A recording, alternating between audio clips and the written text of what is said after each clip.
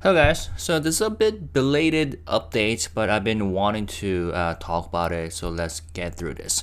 So I don't know if you remember, back on May 9th, 2025, we learned that Hive was reportedly exploring plans to establish a local office in Mumbai, India, signaling its interest in formally entering the Indian entertainment market. And what you're looking at right now is a thumbnail that I had at the time for the video where I talked about this, right? So, while still in the early stages, this would mark the first time that a major Korean entertainment company has made a strategic move, into India. And we also talked about how India is rapidly growing media market, driven by a young English-speaking population of over 1.4 billion, and strong, government support for the entertainment sector. And it presents a major growth opportunity for companies like Hive. And at the time, I also talked about how events like Waves 2025, which is attended by Prime Minister Modi and global tech giants like Netflix and YouTube, highlighted India's rising influence in global media. And Hive already had indirect ties to India through KATSEYE. It's the group that is killing it, which includes Lara, who's a US-born member of Indian descent. And this background, paired with India's projected 8.3% annual growth in its entertainment and media industry, could make the market an attractive next step in Hive's global expansion. Now, at the time, nothing was finalized, right? Hive only confirmed that it routinely conducts market research in various regions, and India was currently under consideration as part of its broader international strategy. And now it has become official. As of June 30th, Hive has confirmed that it will establish a corporate entity in India by this year, actually, fall of this year, fall 2025, with the targeted launch between September and October. The company stated that preparations are already underway, including detailed market research and legal groundwork for the new office. So let me talk about some of the stuff that were pointed out by the PR materials.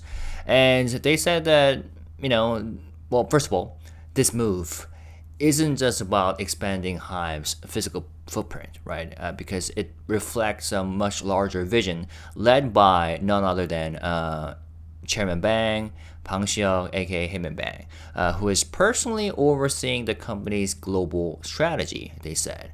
And at the heart of that strategy is a philosophy that Pang-seok calls multi-home, multi-genre. It's a long-term blueprint that aims to localize Hive's full artist development system, from like scouting and training to music production, management, and marketing, everything as a whole package in key markets around the world. And as you know, the goal from his perspective is not to simply to export Korean music, but to export the K-pop methodology itself. It's a tightly integrated approach that combines rigorous training, strong storytelling, and fan-driven marketing into one cohesive pipeline, so to say. And India, because thanks with its massive population and deep, musical heritage, is the next major arena for this very strategy for Hive.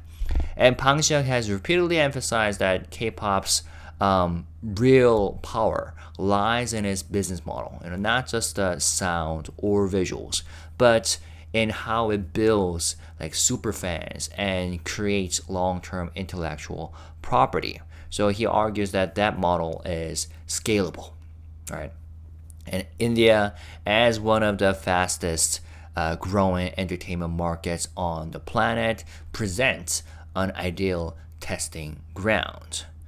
And this might be an apt time to talk about, KATSEYE for a bit, because this isn't Hive's first attempt at applying the K-pop system or methodology outside Korea. Because the company is already seeing strong results in the United States, where its joint venture with Geffen Records gave birth to the multinational girl group KATSEYE, which I love very dearly. And less than a year after debut, KATSEYE entered the Billboard Hot 100 with their single "Gnarly." While their earlier track "Touch" made it to number 22 on the Bubbling Under Hot 100 chart and was named one of the year's best songs by NME last year. And what's important to note is that KATSEYE, was a full K-pop style rollout managed entirely by HYBE America, with Pang Xiao personally overseeing every aspect of the group's formation and choreography, visual direction, and production, according to HYBE. And the success of KATSEYE has become the blueprint for how HYBE wants to build global pop acts moving forward. And shout out to KATSEYE and Icons for killing it nowadays. I really love the latest album that they dropped. Now, and the US isn't the only region where this playbook is working according to HYBE, because in Latin America, HYBE has launched HYBE Latin America, right, which is now gaining momentum with 2 large-scale artist discovery projects. One of them, we also talked about this on my channel, is a band audition show called Pasa a la Fama, which is currently airing on Mexico's biggest broadcaster, Telemundo.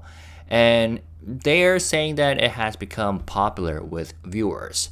And if you're interested, they've been uploading videos of these performances on Telemundo Entretenimiento YouTube channel. So go check them out. If you don't speak Spanish, there might be a language barrier, but music overcome such language barriers. So go check them out if you're interested. So that's what they're doing currently. That's one of the large-scale artist discovery projects. And another project is a boy group focused audition for the Latin market. And we have also talked about this on my channel briefly. And that is also in development. So both of these projects apply the K-pop training and mentoring system to Latin music genres, which could be considered as a bold experiment in cross-cultural adaptation. Speaking of which, I should be looking more into Pasa la Fama. I should. But if you have specific performances that you were impressed by, please feel free to share. Now, to solidify its Latin American presence, HYBE acquired Exile Music, which enables it to scale quickly in a region where the Latin music market is growing at over 22% annually, not just in Latin America, but also in the US. And another thing that HYBE pointed out while making this announcement was Japan, because in Japan, HYBE Japan continues to deliver strong numbers. So N-Team, which is, I've been to their concert last year and they killed it. I love their performance. I love their music. So it's a 9-member boy group, and they recently surpassed 800,000 shipments with their third single, Going Blind, and it earned them triple platinum status from the Recording Industry Association of Japan. And the single also ranked number 1 on both Oricon's weekly singles and weekly combined singles chart. Now, in fact, since debuting in 2022, N-Team has seen every single one of its releases, excluding digital singles, though, certified by the RIAJ, which is a super rare achievement for a rookie act. And HYBE Japan also introduced a second boy group this year, recently, Aowen, AOEN, and they were formed through the survival show, like Dreams Startline, High Dreams Startline, which aired on Nippon TV locally. And upon debut, AON immediately shot to #1 on the Oricon charts, proving that Hive's localization model is working in Japan too, from the perspectives of Hive. So taken together, all I'm saying that because we'll have to see, over the long term whether they continue to excel. I believe that they will. They got potential, and the music is quite enjoyable when I listen to their latest album. So taken together, all of these ventures, in the U.S., Japan, Latin America, and now India, illustrates Hive's evolving identity as more than just a K-pop agency. It's becoming more of a global entertainment system, one that fuses localized talents with a proven creative framework and focus on fandom. And in their own words, Hive says that this isn't about K-pop being a genre anymore. It's rather about K-pop as a methodology, like a system for identifying audience taste, building fandoms, and creating world-class IPs. And if the current trend continues, Hive believes that it could disrupt the current balance of power in the global music industry, which has long been dominated by the so-called Big Three labels, that is, Sony Music, Universal Music Group, and Warner, right? So, yeah, what started as speculation back in May, when we first talked about Hive launching into India, is now a confirmed strategic expansion. And India could be Hive's, one can say, it could be Hive's most ambitious market yet. And now, just days after confirming its India expansion on June 30th, Hive is taking another bold step, and this time in global talent discovery. So on July 4th, Hive announced its first ever integrated group-wide edition titled HYBE Music Group Edition. And the news was shared across the company's official edition channels, accompanied by this image of a gold ring poster and a message that reads, "A new stage is opening," like that. And then under that is all the labels, because this audition isn't just another casting call. It's the first time that all labels, all 8 labels under Hive, including Big Hit, Belief Lab, Source Music, Playlist Entertainment, KOZ, Adore, and YX labels, they will be jointly evaluating applicants through a single centralized process. And what this means is that aspiring artists now have the opportunity to be seen by multiple creative teams across Hive's diverse roster. Whether it's the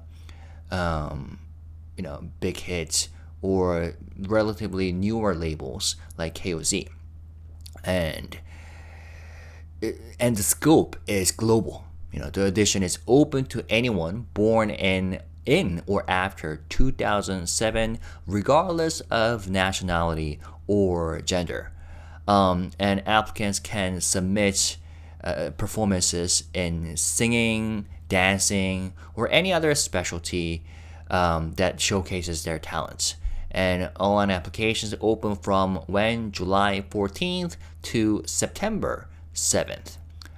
They say, HYBE Music Group Edition, a new stage is opening, a chance to receive evaluations from 8 labels with a single application. Are you ready? Starting on July 14th.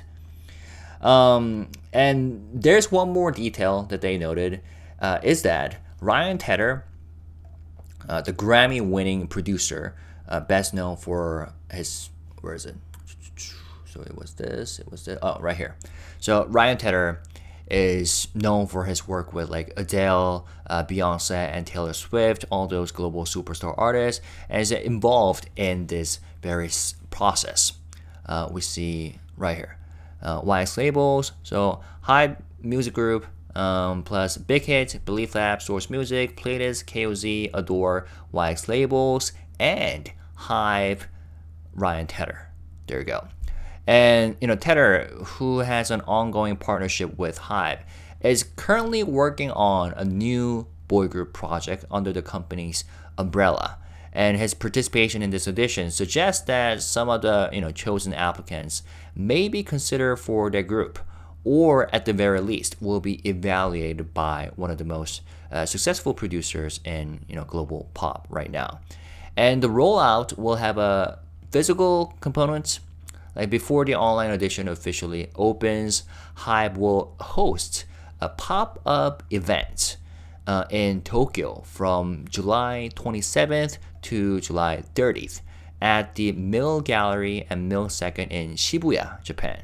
So this is gonna be like an underground event in Japan, and it hints at the company's like continued focus on localizing its discovery pipeline. Not just waiting for talent to come to Korea, but actively embedding itself in the regions where it wants to grow. So, taken all together, Hive's Indian expansion that we talked about in the beginning, and this massive integrated audition reflect the same core strategy, and that is building global systems, not just global stars or global artists, and rather than treat K-pop as something that must be exported from Korea, which has been a traditional way of thinking. Hive is building infrastructure and processes and culture pipelines that operate across like continents, like sourcing talents globally, developing artists locally, and branding them internationally. And it seems like with every move, like from launching subsidiaries in India to recruiting through a multi-label audition, to working with like global producers, hitmakers like Ryan Tedder, Hive is positioning itself less as a Korean label at this point and more as a global entertainment architecture. So like one that's not only reshaping how pop idols are made, but where they come from and how far they can go. And just as Hive sets its sights on India and launches global audition and pushes forward with this multi-home, multi-genre vision, another major development, curiously and quietly, reshaping its leadership from within. Because on July 1st, Hive announced that Isaac Lee, the current chairman of Hive Latin America, will now also take the reins as CEO and chairman of Hive Americas, overseeing everything from like Atlanta's QC Media Holdings to Nashville's Big Machine label group, while continuing to lead operations across Latin America.